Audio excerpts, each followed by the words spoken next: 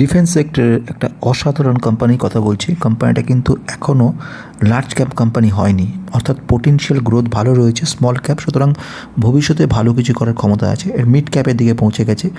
সবথেকে বড় কথা হচ্ছে কোম্পানিটার রিটার্ন 4,500% রিটার্ন দিয়েছে এই কোম্পানিটা।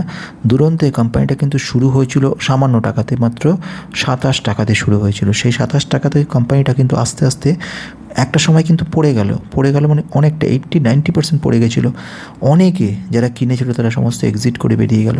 কিন্তু সেই কোম্পানিটা, যে কোম্পানিটা একসময় 20 টাকা 28 টাকা ছিল, 25 টাকা ছিল, 42 টাকা ছিল, সেই কোম্পানিটা আস্তে আস্তে উঠতে কি 4,000-5,000% রিটার্ন আমাদের দিয়ে দিল। এই যে কোম্পানিটার কথা বলছি, কোম্পানিটা কিন্তু 5 বছরের রিটার্ন দিয়েছে 800% রিটার্ন। ডিফেন্স সেক্টর আমরা জানি আগামী দিনে একটা বিরাট বড় ইম্প্রুভমেন্ট আসছে এই ডিফেন্স সেক্টরে। আজকে যে ঘটনাগুলো বলার দরকার রয়েছে, সে কোম্পানিটার নাম কি? Astra microwave product limited. এই যে কোম্পানিটার কথা বলছি, কোম্পানিটা কেন বলছি দুর্দান্ত রিটার্ন দেওয়ার ক্ষমতা রয়েছে, তার কারণ হচ্ছে এর মধ্যে বেশ কিছু ফান্ডামেন্টালি পজিটিভিটি দেখতে পেয়ে গেছি। তো এই কোম্পানিটা বিগত 1 বছর আমাদের কত রিটার্ন দিয়েছে? 16%। বিগত 6 মাস রিটার্ন কত দিয়েছে? 41%। তাহলে এবার আসবো কোম্পানিটার বিজনেস সম্পর্কে। বিজনেস কী করে, কোম্পানিটা কীভাবে কাজ করে, এ শুধু অ্যাস্ট্রা মাইক্রোওয়েভ। তারপরে আরেকটা দুর্দান্ত কোম্পানির কথা নিয়ে কিন্তু শুরু করব। তাহলে প্রথমে আসা যাক যে কোম্পানির ক্ষেত্রে সব কিছু বলার আগে, this video is only for education purpose, no buy sell recommendation. Before investing please consult yourself or your advisor. Past return can't guarantee future performance. দুর্দান্ত ডিফেন্স সেক্টরের কোম্পানিটার আমরা যাচ্ছি ফান্ডামেন্টাল। কোম্পানিটা যদি দেখা যায় এই মুহূর্তে microwave, defence, space technology, meteorology, telecommunication সব কিছুর উপরে কোম্পানিটা কিন্তু কাজ করছে।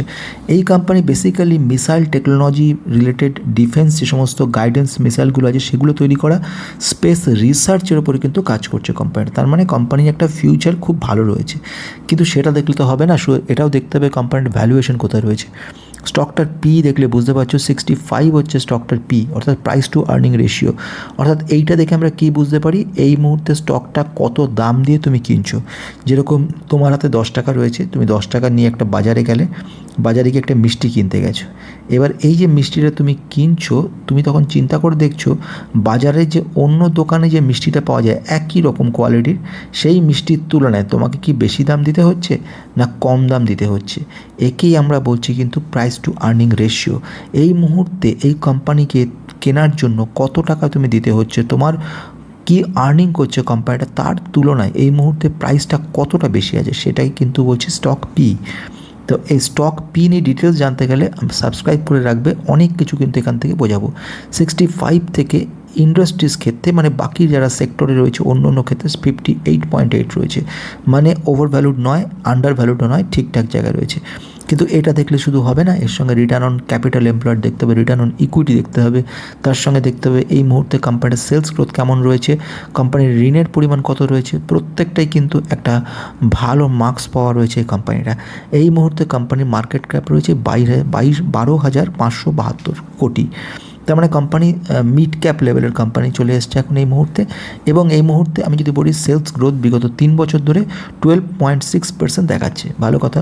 আমরা যদি কোয়ার্টারের রেজাল্ট দেখি তাহলে লক্ষ্য করে দেখবেন কোয়ার্টারের রেজাল্ট কিন্তু কোম্পানিটা কিন্তু খারাপ করছে না। প্রতি বছরে যেরকম গত বছর মার্চে 354 কোটি সেলস ছিল, 408 কোটি এলো 2025 সালে, 2026 সালে 488 কোটি হলো। প্রতি বছরে কিন্তু লক্ষ্য রাখবেন বাড়ছে। যদি নেট প্রফিটের দিকে কখনো যান, লক্ষ্য রাখবেন প্রতি বছরে কম বেশি বাড়ছে, কিছু কিছু বছরে কিন্তু কম হয়েছে, এটাও লক্ষণীয়। আবার কিন্তু পরে মেকআপ হয়ে গেছে, 7 কোটি থেকে 73 কোটিতে চলে গেছে, বোঝা গেছে। 73 থেকে 106 কোটিতে চলে গেছে, ঠিক আছে। মাঝখানে কিন্তু 16 কোটি পড়েছিল, আবার 24 উঠেছে। এইগুলো হচ্ছে এইরকম ধরনের কোম্পানিগুলোর টেন্ডেন্সি বলা যেতে পারে, বোঝা গেছে। তাহলে এইটা হলো আমাদের প্রথম কোম্পানি। দ্বিতীয় কোম্পানিতে আসবো, এরকমই একটা অসাধারণ সুন্দর কোম্পানির দিকে যাচ্ছি আমরা। নতুন থাকলে সাবস্ক্রাইব করে রেখে দেবেন, পুরোনোদের অজস্র লাইক কমেন্ট শেয়ার মুক্ত করে আমাকে। আসা যাক পরেরটাতে, সরাসরি প্রথমের দিকে যাব। চার্টে কোম্পানিটা কিভাবে কাজ করছে, কিভাবে চার্টে একটা ছোট একটা ডেটা দেখিয়ে কিন্তু স্টার্টটা করছি। যেরকম একটা জিনিস লক্ষ্য রাখবেন, এই হচ্ছে চার্টের মোটামুটি আমাদের এখানে 6 মাসের একটা ডেটা। তো প্রথম 6 মাসে এই কোম্পানিটার প্রাইসটা কিন্তু একটা জায়গাতে কিন্তু বারবার ধাক্কা খাচ্ছে, উঠছে পড়ছে। এই অঞ্চলটাকে বলে ব্রেকআউট। কোম্পানিটা কিন্তু ব্রেকআউট দিয়ে কিন্তু জাম্প করে গেছে ওপরের দিকে। বেশ, এইটুকু পর্যন্ত বোঝা গেল। কোম্পানির নামটাও বলে দিচ্ছি, কিন্তু তার আগে কোম্পানির রিটার্ন আমাদের কেমন দিয়েছে। এই কোম্পানির নাম হচ্ছে ডেটা প্যাটার্নস। ডেটা প্যাটার্ন কিন্তু একই রকমভাবে অ্যারোস্পেস সিস্টেম ডিজাইনের উপর কাজ করা কোম্পানি, ডিফেন্স সেক্টরের দুরন্ত কোম্পানি।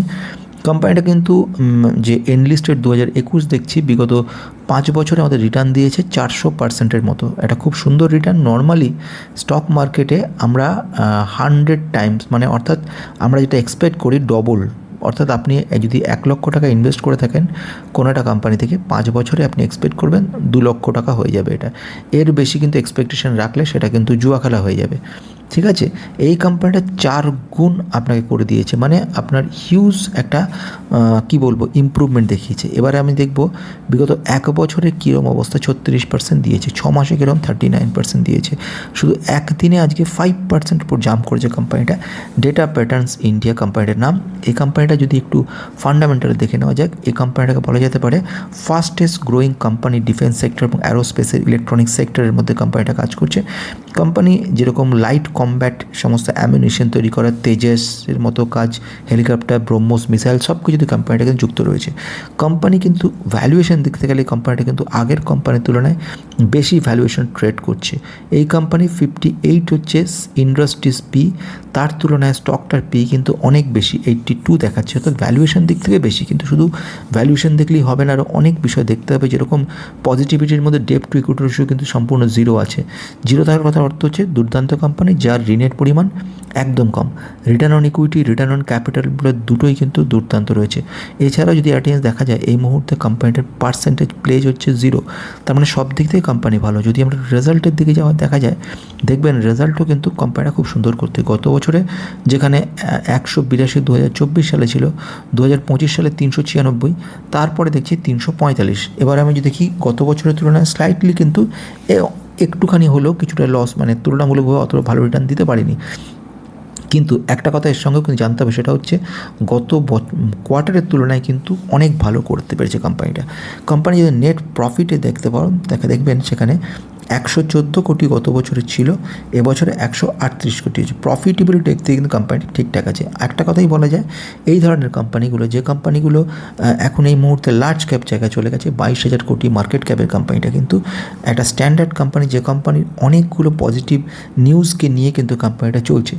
কোম্পানির যে ম্যানেজমেন্ট তারা ভেরি বুলিশ রয়েছে কোম্পানি সম্পর্কে, এবং ভবিষ্যতে বলছে কোম্পানিটা খুব ভালো করতে পারে বলে এক্সপেকটেশন রয়েছে। কোম্পানি যদি প্রফিট ফ্রম অপারেশন যদি লক্ষ্য রাখেন, দেখবেন সেখানে কিন্তু কম বেশি প্রতি বছরই কিন্তু আমাদেরকে ভালো একটা রিটার্ন দিয়ে যাচ্ছে কোম্পানিটা। অর্থাৎ ক্যাশ যেটা আসছে কোম্পানিটা, ক্যাশটা কিন্তু যথাযোগ্যভাবে এরা কিন্তু কাজে লাগছে। তো প্রফিট থেকে যে ক্যাশ আসছে সেটাকে কিন্তু এরা ইউটিলাইজ করতে পারছে। ক্যাশটা ফলস নয়, সম্পূর্ণভাবে কাজে লাগছে। এইগুলো কিন্তু আমাদেরকে একটা পজিটিভিটি দেখায়। প্রোমোটারের সংখ্যা আমরা দেখতে পাচ্ছি 42%, যেটা ছিল বহুদিন আগে, সেই ব্যাপারটা কিন্তু এরা সেম রেখে দিয়েছে। আমরা যদি যাই ইয়ারলি, আমরা যদি চার্টে দেখতে যাই, তাহলে দেখব যে 2022 সালে 45% ছিল, তারপর থেকে টানা কিন্তু বছরে বছরে একই রেখে দিয়েছে।